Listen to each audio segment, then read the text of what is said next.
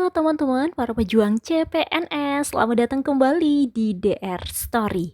Nah teman-teman pasti sudah melihat ya kisi-kisi dari CPNS 2021. Ada yang baru nih dari tahun sebelumnya.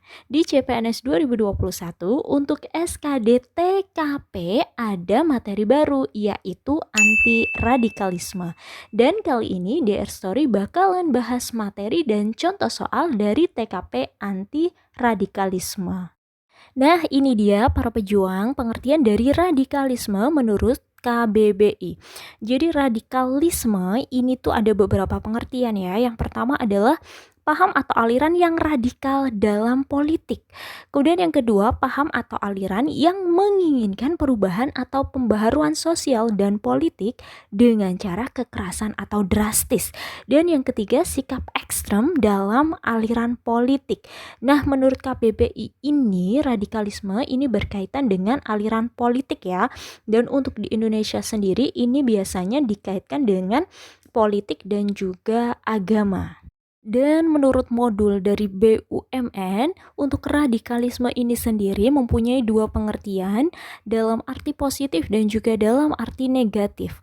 Untuk dalam arti positif, radikal adalah upaya mencari alternatif penyelesaian secara benar dengan cara mendalam dan mendasar sampai ke akar-akarnya. Kemudian dalam arti negatif, ini mempunyai pengertian suatu paham yang menginginkan sebuah perubahan dengan cara drastis dengan cara kekerasan. Dengan demikian, radikalisme bisa didefinisikan sebagai suatu sikap yang mendambakan perubahan secara total dan bersifat revolusioner dengan menjungkir balikan nilai-nilai yang ada secara drastis lewat kekerasan dan aksi-aksi yang ekstrem.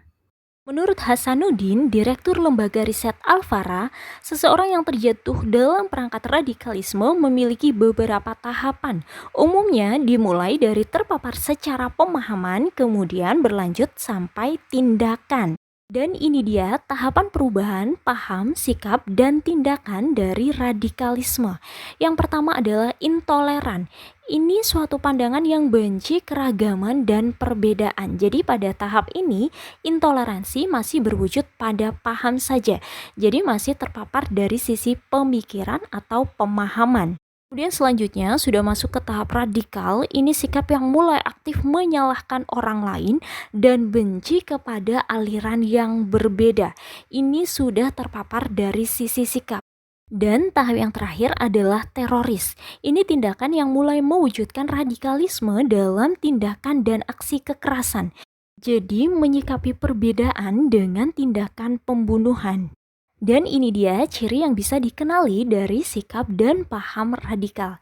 Yang pertama adalah intoleran. Jadi ini sikap tidak mau menghargai pendapat dan keyakinan orang lain. Kemudian yang kedua adalah fanatik. Jadi selalu merasa benar sendiri, menganggap orang lain salah. Kemudian selanjutnya ada eksklusif, jadi ini mengunggulkan diri dari kelompok lain. Kemudian juga menutup diri dari pemahaman yang terbuka. Nah selanjutnya yang terakhir adalah revolusioner, ini adalah sikap cenderung menggunakan cara-cara kekerasan untuk mencapai tujuan tertentu. Nah, jadi teman-teman, karena yang kita bahas adalah anti radikalisme, berarti kita harus mempunyai sikap dan paham yang berlawanan dengan sikap dan paham radikal yang sudah kita bahas tadi. Nah, contohnya nih intoleran, berarti kita harus berkebalikannya, yaitu harus toleran, menghargai pendapat orang lain. Nah, kemudian untuk fanatik, berarti lawannya adalah kita tidak boleh merasa benar sendiri, kita harus terbuka terhadap pendapat orang lain.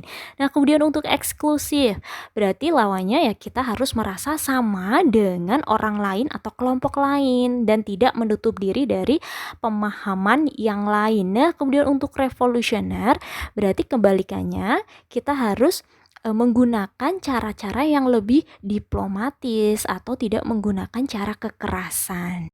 Nah, itu dia untuk materi dari TKP anti radikalisme. Untuk contoh soalnya akan kita bahas di video berikutnya ya. Jadi pastikan teman-teman para pejuang untuk subscribe dan nyalakan loncengnya agar tidak ketinggalan video kami berikutnya. Dan ini dia cuplikan salah satu contoh soal. Sebagai latihan, yuk teman-teman bisa ikutan jawab di kolom komentar ya, karena jawabannya akan kita bahas di video selanjutnya. Terima kasih, semoga bermanfaat.